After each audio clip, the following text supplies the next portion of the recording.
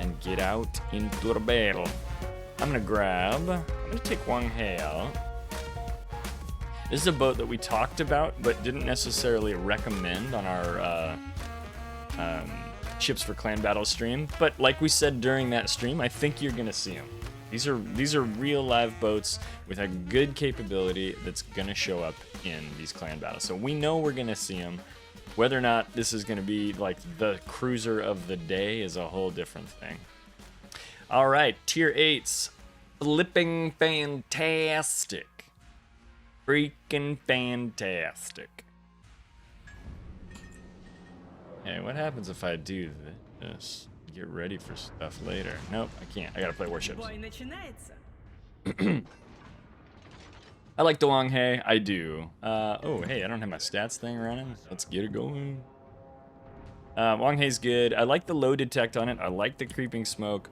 I like that the secondary range doesn't really suck. What is it? It's like a bunch.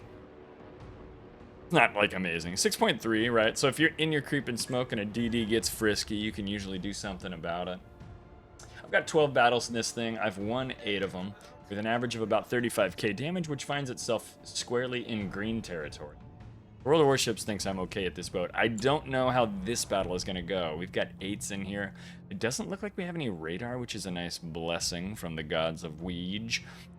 So I think that's going to keep us relatively safe. When we use our smoke should work, right? Not anybody who's going to take away my smoke by using their radar. We could have some folks with acoustics. Mogami's got acoustics. Kutuzov can have them, but probably won't. Well, they might, but they'll just be at range, is my theory. I'm going to have to get a lot closer than Kutuzov has to.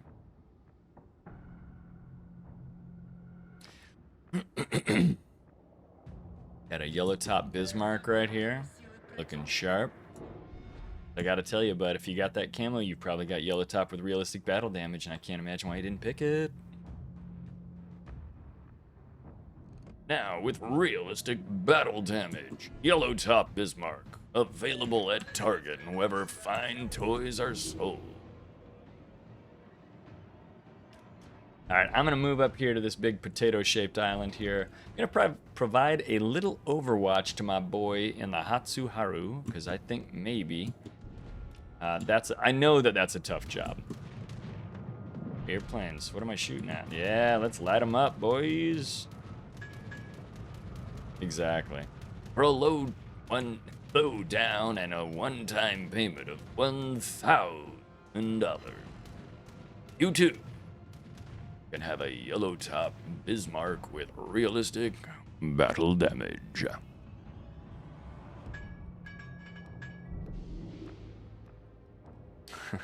So I don't know if you can get the yellow top camos anymore or not. I bet you can, somehow.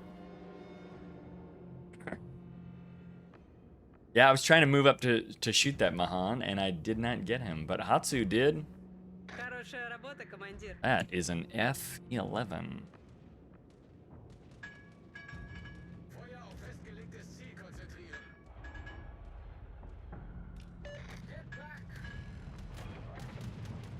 Hassle this Ryujo as best we can. Just cutting those planes down. This is why this boat is probably going to be in clan battles. Hatsuharu is not bad either. It's rated at 30. I haven't looked over the specifics of it since we had our stream the other day, and even then I looked at him, I was like, okay, that's pretty good, and then I moved on, right? So I don't remember what they are, but you know, 5 planes so far, 7,600 airplane damage without really being too in the mix.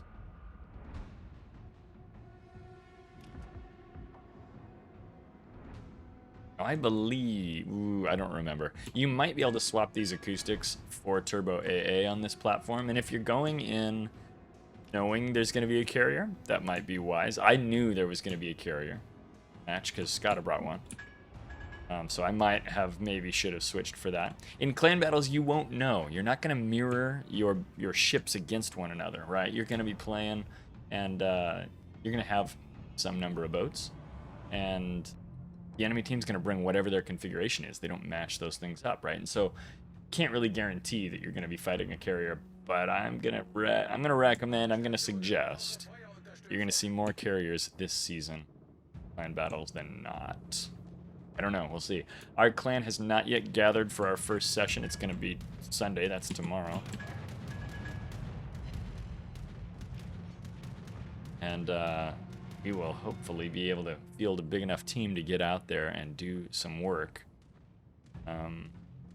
We get the crew here. There's a chance I may throw the stream on. So if you guys are interested in watching some clan battles with Clyde-style narration, let me know. I'm being pretty cautious in this battle so far. I know the big tier 8 and tier 7 guns are out there. I'm a little bit concerned about... Thanks, Burger. I'm a little bit concerned about what they can do to this hull because it is not very stout. But we do have a pretty good presence over here. I'm going to move in and maybe try to get onto the cap. There's a little island there I can scurry up to. And it looks like they're not being too brazen either. In fact, I think they've run off. Leningrad is leaving, North Carolina is leaving, Duke is leaving. This is great news for me if I want to slip in here and support the cap. Ooh, and North Carolina took a big slap right there. My goodness. Woo! Watch out.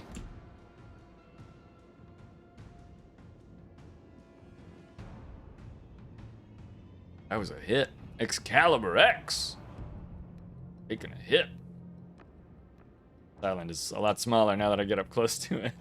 I'm like, I don't know if I would call this cover as much as a false sense of security that I think we've got here. The gun range on this thing is rather short, 13.2. So similar to the Leander, which is this, you know, a ship of the same class. Or at least as near as makes no difference the same. Leander, Huanghe, instead of having 2 turrets out back, has this 4-pack of secondaries, which is where its increased AA comes from. Secondaries being dual purpose. They both fire secondary shells at surface ships as well as provide AA fire. Now, if you stay at quarter throttle with your creeping smoke on, you can keep your creepings. You can stay inside your smoke. So that's what I'm doing. Dropping the throttle to quarter throttle. If you really care about getting somewhere, you can oscillate between half throttle and quarter throttle, and you'll probably go like a half knot faster. But if you are not paying attention, you will fall out of your smoke, which maybe I just did. Puff, puff, puff. Yep, I just fell out. This is an advanced tactic that I don't do very often because I'm not actually that good at it. But again, you can kind of get like an extra half knot of speed and stay in your smoke.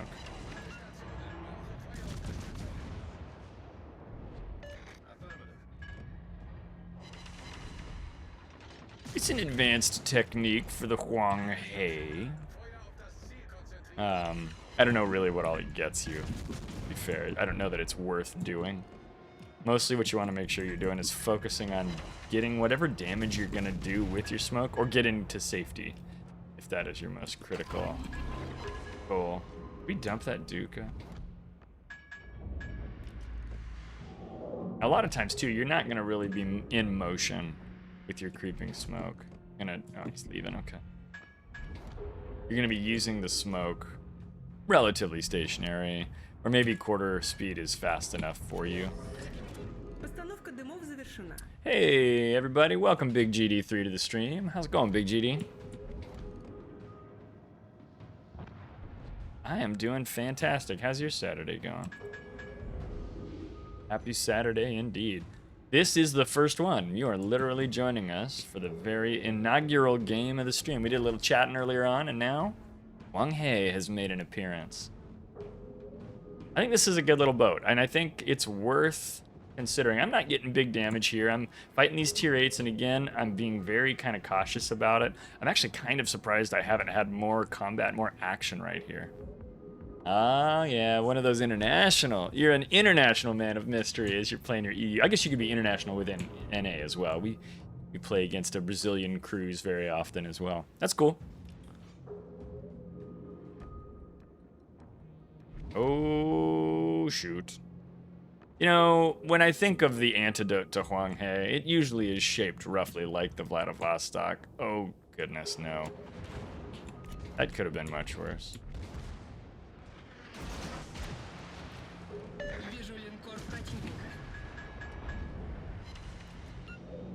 I'm gonna dive on this island. Leningrad going. Where are you going, Leningrad?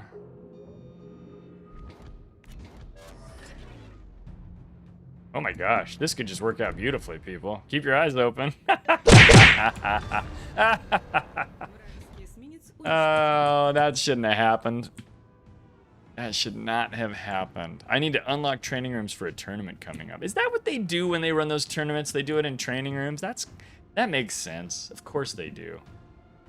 Pow pow indeed. Thank you, Burger. Oh my gosh, that poor fella. Here he was, gonna dunk on a tier 6. And now I get to use his smoke to shoot his friend. While I appreciate the donation, it was not required. That sucks, man. You know, being a DD, you run this crazy risk of just like stepping out into danger like that because you're the one who's finding danger. You're like the metal detector. You're the, you know, the hunting dog. You're whatever. You're out there in front of the crew. And especially in a DD, and most DDs don't have acoustics. DDs that don't have that they've sort of got to walk around blind. And, you know, I think Leningrad felt confident. I'm a tier 6 light cruiser. AP on that Leningrad is murderous against boats like this. What a wonderful opportunity for him to come over here and bully me. But my torpedoes for Vladivostok were just in the right place at the right time. We are cleaning things up. So again, when we talk about Huanghe, I mean, I think you're gonna see this in clan battles. I think you'll see it in the ranked season as well, depending on what the carrier meta winds up looking like in there. I think this is a worthwhile boat to consider. Again, and we only talked about it a little bit. In fact, I had, I think Cynically Obnoxious is the screen name, is a YouTube user that jumped on and watched our videos. If you haven't watched those and you're interested in, you know, a discussion on tier 6 ships that may or may not be valid for you in clan battles, go to my YouTube channel, youtube.com/C as in channel /Clyde Plays. We've got one video for each of the 4 classes. But we had a guy jump on there and be like, no Huanghe, big sad, because I didn't mention it as one of the picks. But just because it wasn't one of the picks does not mean that this is not a worthwhile boat to consider for your upcoming season. I think it is. I really do. You know, and Scott and I were talking the other day. We're like, boy, I think we might have made some weird picks. And I said, well, yeah, maybe. But there's a good discussion there of a lot of boats that are likely to be picked by people. So I think those videos still have a lot of value. And I think what we'll do is after a couple of weeks of clan battles, we'll probably get together and go, okay, where were we wrong? What did we learn? What's the meta looking like? What's going on? And we've watched a couple of clan battle streams up to this point. There's a lot of useful information that I think other clans are showing us through just their ship selections. And if you're here and you're like, I don't care about clan battles, hey, I get it. That's fine. In that case, we're just talking about the Huanghe and its virtues for random battle play. I like all these Leander class cruisers though, which is whatever class that actually is. County class, or not county class, but whatever class of cruisers that is. I'm a big fan. Leander, Huanghe, Earth, good boats.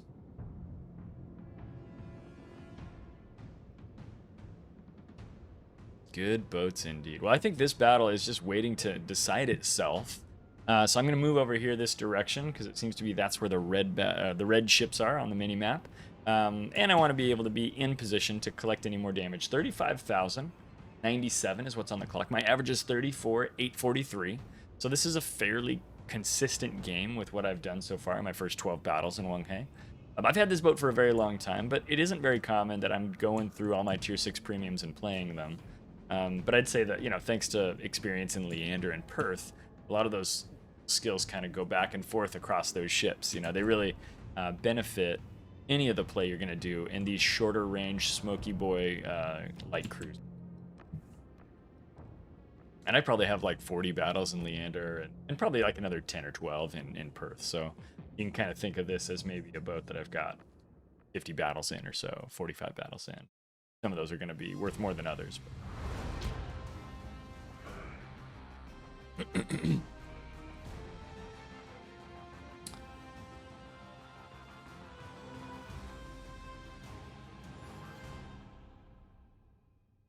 hang 1 second with me and we'll take a look at those stats. I am checking a thing out Okay, let's take a look at those stats. Like I said, 35K right there in with my average, so pretty consistent battle in the Huanghe. 2 torpedo hits, which was kind of a surprise, right? I didn't expect to hit that destroyer, but we did, so, you know, may he rest. A few airplane kills. After a little while, I didn't see airplanes anymore. I don't know if something happened to the carrier or if he just decided to stop coming over near me. But I would have. This thing's got great AA, you know. I even got a secondary hit, which was fun. A couple of fires and that solo cap. I'm surprised I got the solo cap. That should have been harder to get because our DDs. I'm surprised Hatsuharu didn't beat me over there and get that cap. It was available. I just went over there and took it. It wasn't too big of a deal. So, good deal for me over here. Overall, this is a pretty good game. We just got a preview here of the screen, but I'll click on it again, or the score screen. 3rd slot for me, 5th slot for Skada, and we're in tier 6s in a tier 8 battle. I feel very comfortable about where we came in on the board there. I even got a little award. What did we get? Oh, was that a devastating strike? Yeah, that poor DD. And he's down here too. I took away most of his match. That's too bad. If we go to the detailed report, we can see 11,000 damage to Leningrad. Those are those torpedoes. 23K to Vladivostok altogether. If we hover here, we can see we had 2 fires that did 16. So with a 12% fire chance on this boat, you're going to get some fires. So, you know, again, if you're looking for a light cruiser, if you want to help stiff arm planes away from the rest of your crew, consider Huanghe for clan battles and ranked seasons that are coming up here pretty quickly. We're doing a lot of tier 6 play, it seems like. We had tier 6, 7 in our ranked here just a couple months ago, so it is worth considering.